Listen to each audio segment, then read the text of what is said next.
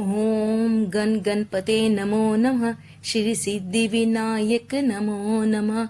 अष्ट विनायक नमो नमः। गणपति बाबा मोरया। भाद्रपद माह के शुक्ल पक्ष की चतुर्थी तिथि को कलंक चौथ और गणेश चतुर्थी मनाई जाती है। इस पवित्र दिन को शुभ और महान फल देने वाला माना जाता है। इस अवसर पर भक्त भगवान गणेश की पूजा करते हैं और दिन भर उपवास रखते हैं। यह दिन कलंक चतुर्थी के नाम से भी जाना जाता है। इस दिन चंद्र दर्शन करना अशुभ माना जाता है। माना जाता है कि चंद्र दर्शन करने से शर्मिंदगी और बेबुनियाद आरोप लगते हैं, क्योंकि भगवान कृष्ण को इस दिन चंद्रमा देखने के कारण श्राप मिला था। इसलिए लोग नकारात्मक परिणामों से बचने के लिए चंद्र दर्शन नहीं करते। तो आइए जानते हैं कलंक चौथ की तिथि, महत्व और कथा। चतुर्थी तिथि इस वर्ष कलंक चौथ 2025 को 2 दिन मनाई जाएगी। 26 अगस्त 2025 दिन मंगलवार को और 27 अगस्त 2025 दिन बुधवार को, क्योंकि 26 अगस्त को चतुर्थी दोपहर 1:54 पर शुरू होगी और 27 अगस्त को दोपहर 3:44 पर समाप्त होगी। क्योंकि चंद्रमा रात को ही दिखाई देता है, तो 26 अगस्त यानी कि आज का चंद्रमा चौथ का चंद्रमा है। और 27 अगस्त को इसलिए मनाई जाएगी क्योंकि सनातन धर्म में उदय तिथि का महत्व है। उदय तिथि के अनुसार गणेश चतुर्थी 27 अगस्त को मनाई जाएगी, इसलिए 27 अगस्त दिन बुधवार को भी चंद्र दर्शन नहीं करने चाहिए। भाद्रपद मास की चतुर्थी तिथि शुरू होने से लेकर खत्म होने तक चंद्रमा के दर्शन नहीं करने चाहिए। अगर भूल से दर्शन हो जाए तो मिथ्या दोष से बचने के लिए नीचे लिखे मंत्र का जाप करना चाहिए और संयंत्रक मणि की चोरी की कथा को पढ़ना या सुनना चाहिए। इससे अच्छी तरह से कुप्रभाव मिटता है। तो आइए सुनते हैं मिथ्या दोष से बचने के लिए संयंत्रक मणि की चोरी की कथा। एक बार नंद किशोर ने सनत कुमारों से कहा कि चतुर्थी के चंद्रमा के दर्शन करने से श्री कृष्ण पर जो लालचन लगा था, यह सिद्धि विनायक व्रत करने से ही दूर हुआ था। ऐसा सुनकर संत कुमारों को बड़ा आश्चर्य हुआ। उन्होंने पूर्ण ब्रह्म श्री कृष्ण को कलंक लगने की कथा पूछी तो नंद किशोर ने बताया कि एक बार जरासंध के भय से श्री कृष्ण समुद्र के मध्य नगरी बसा कर रहने लगे। इस नगरी का नाम आजकल द्वारिकापुरी है। द्वारिकापुरी में निवास करने वाले सत्राजित यादव ने सूर्य नारायण की आराधना की। तब भगवान सूर्य ने उसे नित्य 8 बार सोना देने वाली संयंत्रक नामक मणि अपने गले से उतार कर दे दी।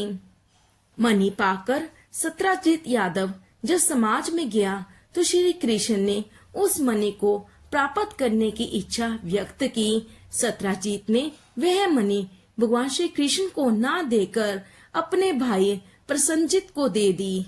एक दिन प्रसन्नजित घोड़े पर चढ़कर शिकार के लिए गया। वहाँ एक शेर ने उसे मार डाला और मणि ले ली। ऋक्षों का राजा जामवत उस सिंह को मारकर मणि लेकर गुफा में चला गया। जब प्रसन्नजित कई दिनों तक शिकार से ना लौटा तो सत्राजित को बड़ा दुख हुआ। उसने सोचा कि श्री कृष्ण ने ही मणि प्राप्त करने के लिए उसका वध कर दिया होगा। अतः बिना किसी प्रकार की जानकारी जुटाए उसने प्रचार कर दिया कि श्री कृष्ण ने प्रसन्नजित को मारकर संयंत्रक मणि छीन ली है।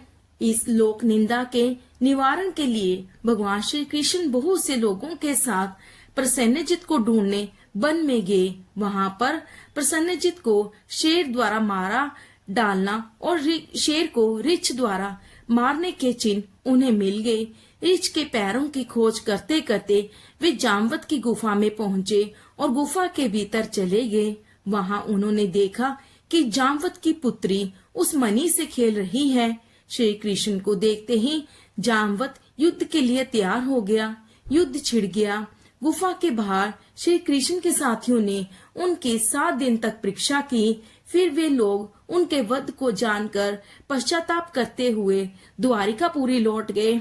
इधर 21 दिन तक लगातार युद्ध करने पर भी जामवंत श्री कृष्ण को पराजित ना कर सका। तब उसने सोचा कहीं यह वह अवतार तो नहीं जिसके लिए मुझे श्री रामचंद्र जी का वरदान मिला था। यह पुष्टि होने पर उसने अपनी कन्या का विवाह श्री कृष्ण के साथ कर दिया और मणि दहेज में दे दी। श्री कृष्ण जब मणि लेकर वापस आए तो सत्यजीत अपने किए हुए पर बहुत लज्जित हुआ। इस लज्जा से मुक्त होने के लिए उसने भी अपनी पुत्री का विवाह भगवान श्री कृष्ण के साथ कर दिया। कुछ समय के बाद भगवान श्री कृष्ण किसी काम से इंद्रप्रस्थ चले गए। तब अक्रूर जी तथा ऋतु वर्मा की राय से शतद्वनवा यादव ने सत्यजीत को मारकर मणि अपने कब्जे में ले ली। सत्यजीत की मौत का समाचार जब भगवान कृष्ण को मिला तो वे तत्काल द्वारिका पहुँचे। वे शतद्वना को मारकर मणि छीनने को तैयार हो गए। कार्य में सहायता के लिए बलराम जी भी तैयार थे। यह जानकर शतद्वनवा ने मणि अक्रूर जी को दे दी और स्वयं भाग निकला। श्री कृष्ण ने उसका पीछा करके उसे मार तो डाला पर मणि उन्हें नहीं मिली। बलराम जी भी वहां पहुंचे। भगवान श्री कृष्ण ने उन्हें बताया कि मणि इनके पास नहीं है। बलराम जी को विश्वास न हुआ। वे अप्रसन्न होकर विदर्भ चले गए। भगवान श्री कृष्ण ने द्वारिका लौटने पर लोगों ने उनका भारी अपमान किया। तत्काल यह समाचार फैल गया कि संयंतक मणि के लोभ में भगवान श्री कृष्ण ने अपने भाई को भी त्याग दिया। श्री कृष्ण इस अकारण प्राप्त अपमान के शोक में डूबे थे कि सहसा वहां नारद जी आ गए। उन्होंने भगवान श्री कृष्ण को बताया, आपने भाद्रपद शुक्ल चतुर्थी के चंद्रमा का दर्शन किया था, इसी कारण आपको इस तरह लांछित होना पड़ा है। भगवान श्री कृष्ण ने पूछा, चौथ के चंद्रमा को ऐसा क्या हो गया है जिसके कारण उसके दर्शन मात्र से मनुष्य कलंकित होता है। तब नारद जी बोले, एक बार ब्रह्मा जी ने चतुर्थी के दिन गणेश जी का व्रत किया था। गणेश जी ने प्रकट होकर वर मांगने को कहा तो उन्होंने मांगा कि मुझे सृष्टि की रचना करने का मोह ना हो। गणेश जी ज्यों ही तथास्तु कहकर चलने लगे। उनके विचित्र व्यक्तित्व को देखकर चंद्रमा ने उपहास किया। इस पर गणेश जी ने रुष्ट होकर चंद्रमा को शाप दिया कि आज से कोई तुम्हारा मुख नहीं देखना चाहेगा। शाप देकर गणेश जी अपने लोक चले गए और चंद्रमा मानसरोवर की कुमुदनियों में जा छिपा। चंद्रमा के बिना प्राणियों को बड़ा कष्ट हुआ। उनके कष्ट को देखकर ब्रह्मा जी की आज्ञा से सारे देवताओं के व्रत से प्रसन्न होकर गणेश जी ने वरदान दिया कि अब चंद्रमा शाप से मुक्त तो हो जाएगा, पर भाद्रपद शुक्ल चतुर्थी को भी चंद्रमा के जो भी दर्शन करेगा उसे चोरी आदि का झूठा लालचन जरूर लगेगा। किंतु जो मनुष्य प्रत्येक द्वितीय को दर्शन करता रहेगा वह इस लालचन से बच जाएगा। इस चतुर्थी को सिद्धि विनायक व्रत करने से सारे दोष छूट जाएंगे। यह सुनकर देवता अपने अपने स्थान को चले गए। इस प्रकार भाद्रपद शुक्ल चतुर्थी को चंद्रमा का दर्शन करने से आपको यह कलंक लगा है। तब श्री कृष्ण ने कलंक से मुक्त होने के लिए यही व्रत किया था। कुरुक्षेत्र के युद्ध में युधिष्ठिर ने भगवान श्री कृष्ण से पूछा, हे भगवान, मनुष्य की मनोकामना सिद्धि का कौन सा उपाय है? किस प्रकार मनुष्य धन, पुत्र, सौभाग्य तथा विजय प्राप्त कर सकता है? यह सुनकर भगवान श्री कृष्ण ने उत्तर दिया, यदि तुम पार्वती पुत्र श्री गणेश का विधि पूर्वक पूजन करो तो निश्चय ही तुम्हें सब कुछ प्राप्त हो जाएगा। तब श्री कृष्ण की आज्ञा से ही युधिष्ठिर जी ने गणेश चतुर्थी का व्रत करके महाभारत का युद्ध जीता था।